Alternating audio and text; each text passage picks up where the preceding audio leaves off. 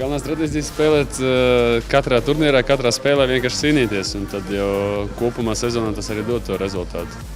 Ar maksimālu atdevu, un tad kā sanāk. Pagājušajā gadā mums nesanāca, jo man bija trauma, un šogad tad atkal mums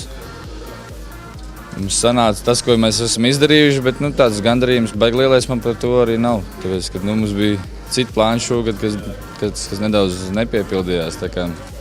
Tāds sports, iesim uz priekšu. Gandarījums, protams, ir pēdējo turnīru, ka tomēr izdevās noturēt to pirmo vietu, tāpēc, ka pēc neveiksmīgām olimpiskām spēlēm bija tāds noskaņojums pirms tā pēdējā Grand Slam. Tāds neīpaši optimistisks, bet arī iesākām neīpaši labi, bet pēc tam kaut kā iespēlējāmies, atkal tas emocijas parādījās. Un tad turpinājām spēlēt un vienkārši zinājām, ka mums jāizcīna medaļa, lai garantētu to vietu. Vienkārši cīnījāmies katrā spēlē. No 9. janvāra es mājās esmu bijis bišķi vairāk par 3 nedēļām.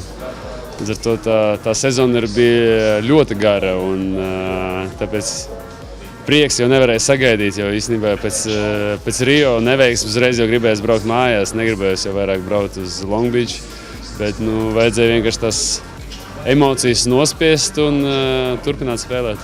Protams, motivāciju var atrast vienmēr, un masterā, es domāju, latviešu līdzjutēju priekšā jau vienmēr ir patīkami uzspēlēt, un tur nekādas papildu motivāciju nemaz nevajag. Un cik es sapratu arī, kuri vinnē, tie dabū uz pasaules čempionātu vienu vietu, valsts dabū vietu, tad tas arī varētu būt papildus stimuls. Varbūt ne tik daudz mums, bet citām komandām. Tā kā, mēs varētu mēģināt pavilkt kādu citu komandu uz pasaules čempionātu nākamgad. Tā kā, tas ir otrais tāds plusiņš.